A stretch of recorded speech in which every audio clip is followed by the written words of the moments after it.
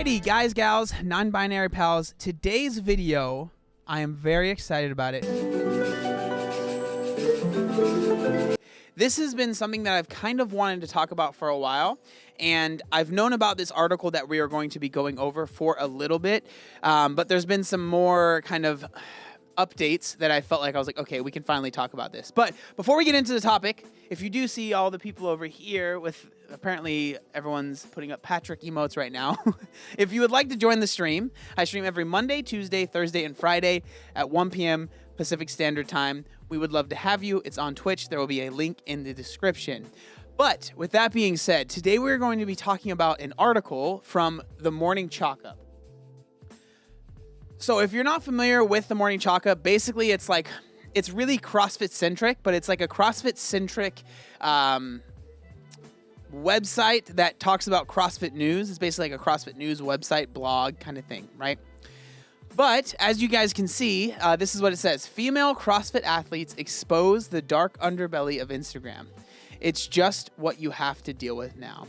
So what they talk about and what we're going to be talking about is females in the CrossFit space, female CrossFit athletes that have to deal with just a lot of really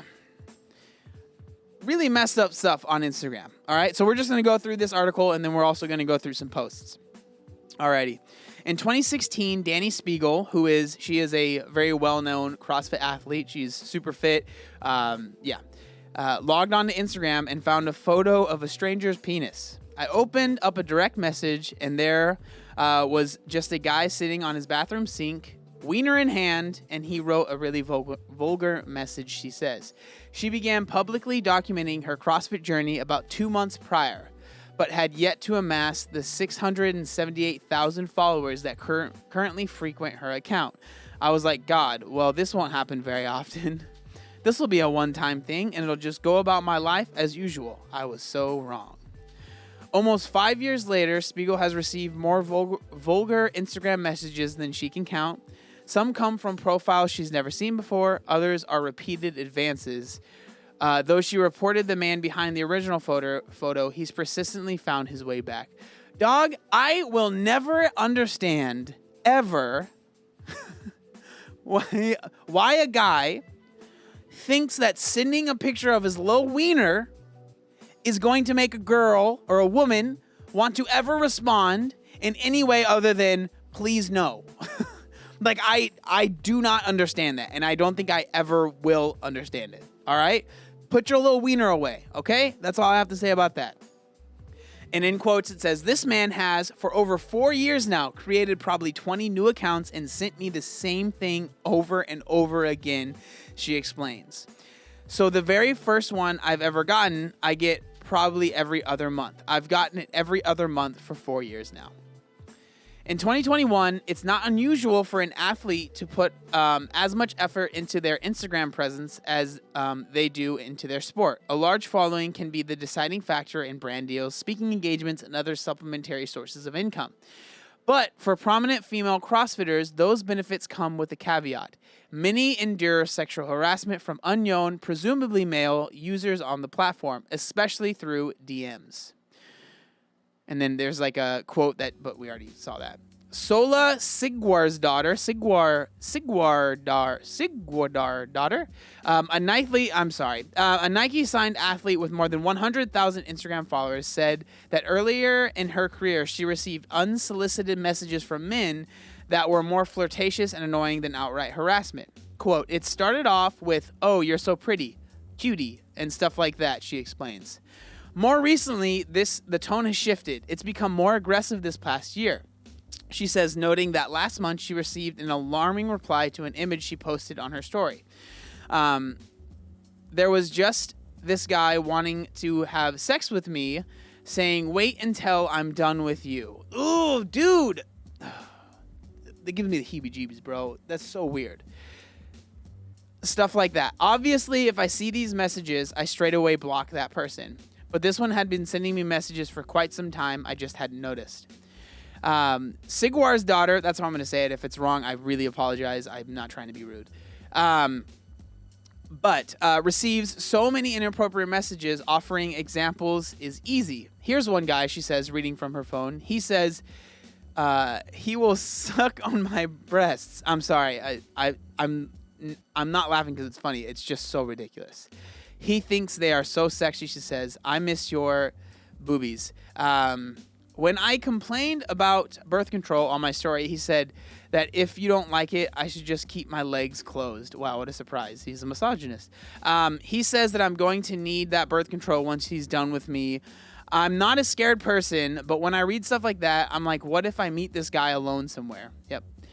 Yet her professional athletic ambitions require her to brush it off. You can't be sensitive to this stuff when you have this base of followers, but that's just what it's like. It's at a different level. It's just really sad that people in general have to deal with this, but it's really sad that women have to deal with it too. It's just a fact that women have to deal with this more, right? Like, I hope that we can all agree with that.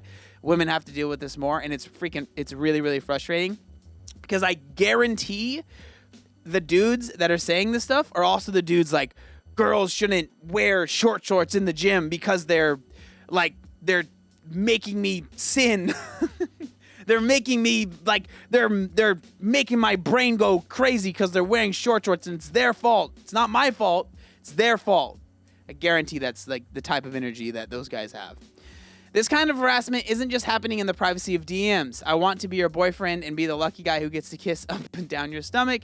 Ella, and also, can I message you right now so I can get to know you better?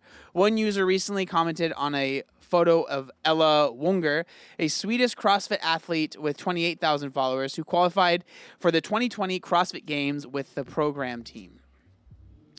For Spiegel, the harassment has bled from Instagram into the real world. This, when I read this, blew my mind. Like, oh, dude, I can't. This is so gross. But when I had moved from college to Orlando, about to hit my second year of CrossFit, I had this guy who contacted the gym where I was working out at the time. She recalls, the person who talked to him on the phone stupidly gave out my number without asking me why, and he proceeded to start harassing me. In about 2.5 years, I had to block over 50 numbers because this guy would call me and just say really, really gross stuff. I contacted the police one time and they were like, you can get a restraining order, but we can't enforce it because he's not doing anything illegal at this point. At the time, her fears echoed the same one Sigward's daughter had expressed. I was like, what if this person actually decides to show up at my gym one day? Which is freaking terrifying. That year, the situation escalated when a video of Spiegel mysteriously appeared on this website, which I'm not going to read out. The clip, which shows her biking out of a Starbucks parking lot, has since been removed, but it's a disturbingly real example of how emboldened online trolls have become. At first, I felt relieved, she explained. I was like, okay, I'm riding a bike. Who cares? But then I saw that the views on the video were high and the comments were disgusting. It hit me that I couldn't go out to get coffee on my bike without being sexualized. After that, I stopped riding my bike around town. So just imagine being in that position. Literally, you cannot even go outside without being terrified that people are going to sexualize you to a point where they video you and put you on a website like that. And all you're doing is riding a bike. Like, regardless of if you're wearing a bikini or you're wearing short shorts that a lot of people wear in CrossFit, or you're wearing just leggings, like, that isn't okay ever. And, like, for the people that are like, well, if you didn't want that to happen, you wouldn't wear that stuff. That's absolutely ridiculous. Like, that is such not an argument. But, oh, dude, I just can't imagine. In quotes, you're affecting somebody's day, somebody's night, somebody's fear of leaving the house, says Sigvard's daughter. It's just so much bigger than sending a message the effects can have on a person. Harassment can even impact career opportunities, which Spiegel knows all too well. After competing on and winning the second season of Dwayne Johnson's The Titan Games, verbal abuse forced her to miss potentially a potentially life-changing phone call. At that point, I was getting phone calls almost every single day. It was the same exact call. I'd pick it up, I'd say hello, and there'd be a slight pause, and the guy would always say something gross like, "I want to finish on your feet," she says. Unbeknownst to her, Johnson would soon try to contact Spiegel from a similar unknown number. Dude, imagine missing a phone call from The Rock because of this. Oh my God. Dwayne called me and there was a pause, and I was just like, no, not today. I don't want to hear someone talking about finishing on my feet, so I'm just going to hang up and block the number right now. It makes me so mad that people harass me so much that I missed that opportunity. Jeez. It's something where I felt like things could have been different. It could have been some kind of business, personal relationship. She explains there's no way I could say anything would have happened, but I also can't say nothing would have happened. What I do know is that because of everything, I definitely didn't give him a great impression of who I am. It's one of those moments I look back and I'm really upset about forever. At the end of the day, Spiegel says it all goes back to Instagram. How else would the original caller have found her? Spiegel's never censored her Instagram posts to avoid malicious DMs, but Sigur's daughter often thinks twice before uploading certain photos. I don't always feel comfortable putting out what I want to put out just because I know which comments will be put on my posts, which DMs I might receive, she says. When I put on makeup and dress up in a dress, something like that, those pictures seem to get the most likes and the most attention. The most people sending them around, those pictures get a lot more attention than when I hit a PR clean and jerk. Both women agree their experience with Instagram harassment are hardly unusual, and that the issue impacts more than just those with large followings. No matter what you post, the haters are going to come out. People that love you are going to come out. It's just what you have to deal with now to have a social media account. And not even a social media account with a lot of followers, says Spiegel. I have friends who keep their stuff really, really personal and they've gotten the occasional weird fetish DM or sexual DM. I mean, I know this. Like, my girlfriend has I don't know, not even 1,000 followers, and she gets freaking weird DMs, right? I'm sure a lot of you guys know exactly what that's like. It's not just people with a lot of followers, and I think people forget that. I know that other girls are getting it. My roommate last night got a Snapchat asking her if she needed a sugar daddy. It's all around us, not just athletes, adds Sigurd's daughter. The men who message Spiegel usually aren't involved in CrossFit, but she feels the community should do more to address the advances endured by female athletes. I think in any community, things like this aren't discussed enough, she says. I find when people don't have an answer to the problem, they tend to move on to the next situation. Sigurd's daughter agrees it should be discussed more, 100%. Maybe there's an article here and there, but it all gets forgotten, I think. In February, CrossFit talent manager Snorri Barron posted an email received by one of his female clients on Instagram. Sugar daddy / baby type of arrangement. Well, the sender, seen you on IG, stunning. Could be a way to make some good money, and this is hardly work. No mention is made of the athlete's ability, career, or personal agency. When I get those messages, it's the same as when you're walking down the street and a car beeps at you and you hear men yelling out the window, says Sigurd's daughter. It just dehumanizes you a little bit. Like, I'm not a student or a girl or a CrossFitter. I'm just a sex object. This sexy girl that they feel they need to honk at and yell at. After a brief smile, she smiles softly and adds, I don't know if I can say this, but sometimes I would just like to delete my Instagram. So that is the article, and like I said, it's obviously really, really gross. But the thing is none of this is super special to anybody, right? Like, this is something that I know that so many people deal with, and it's just, what do you do to combat it, right? Like, you can't just make people stop saying stuff.